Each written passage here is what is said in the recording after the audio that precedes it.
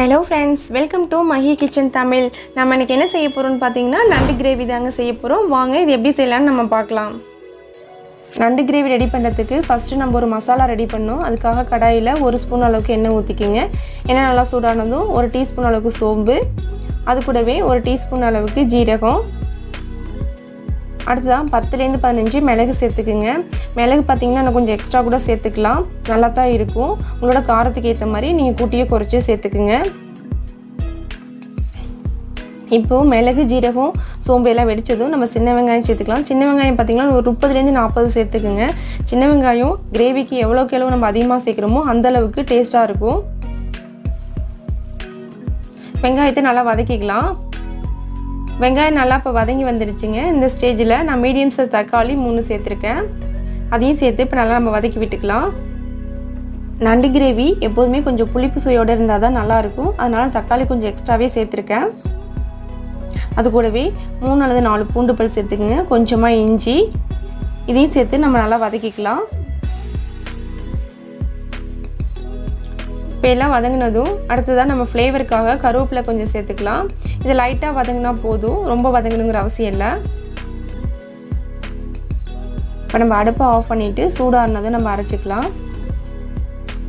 இப்போ சூடு நல்லா ஆறிடுச்சு, மிக்ஸி ஜாரில் சேர்த்தாச்சு. அது கூடவே 3 ல இருந்து 4 டேபிள் ஸ்பூன் அளவுக்கு தேங்காய் சேர்த்துக்குங்க.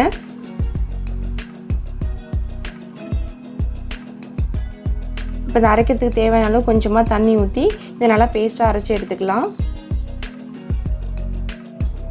அடுத்ததாக நண்டு கிரேவி ரெடி பண்ணுறதுக்கு நம்ம 2 ல இருந்து 3 டேபிள் ஸ்பூன் அளவுக்கு ஆயில் ஊற்றிக்கலாம். ஆயில் நல்லா சூடானதும் 1 டீஸ்பூன் அளவுக்கு சோம்பு போட்டுக்குங்க. சோம்பு நல்லா பொரிஞ்சு வரட்டும். அடுத்ததாக கருவேப்பிலை போட்டுக்கலாம்.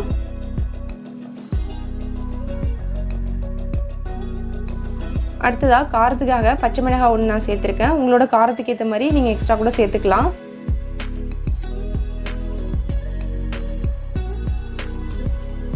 அடுத்ததாக கட் பண்ணி வச்சுருக்க பெரிய வெங்காயம் 1 சேர்த்துக்குங்க.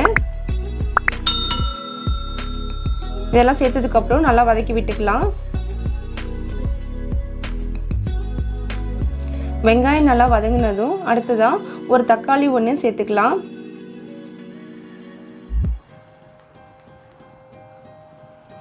சேர்த்துட்டு இதையும் நல்லா வதக்கி விட்டுக்குங்க.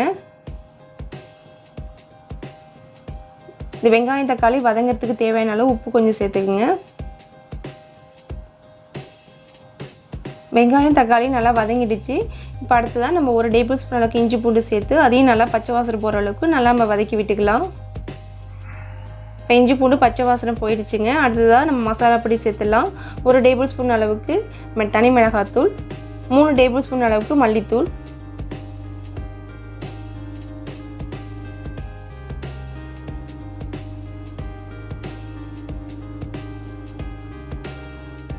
மசாலா பொடி சேர்த்ததுக்கப்புறம் நல்லா வெங்காயம் தக்காளியோடு நல்லா வதக்கி விட்டுடுங்க.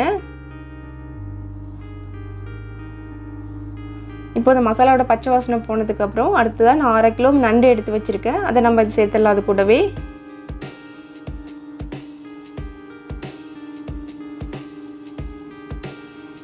நண்டு சேர்த்துட்டு இந்த மசாலாவோடவே நல்லா கலந்து விட்டுடுங்க.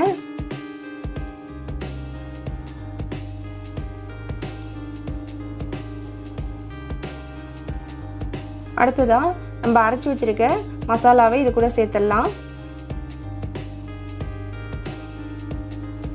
சேர்த்துட்டு நண்டு முழுகிற அளவுக்கு தண்ணி ஊற்றினா போதும், எக்ஸ்ட்ரா ஊற்றாதீங்க.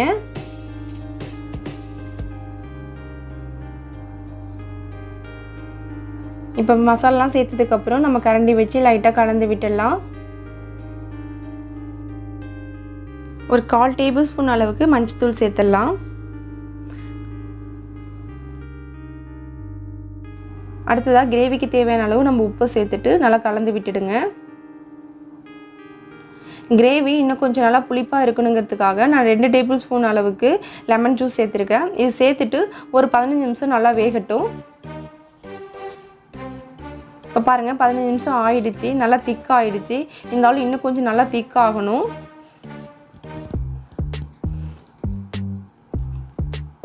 இன்னும் கொஞ்சம் ஒரு 5 மினிட்ஸ் குக் ஆனதுக்கப்புறம் நம்ம அடுப்பை ஆஃப் பண்ணிடலாம்.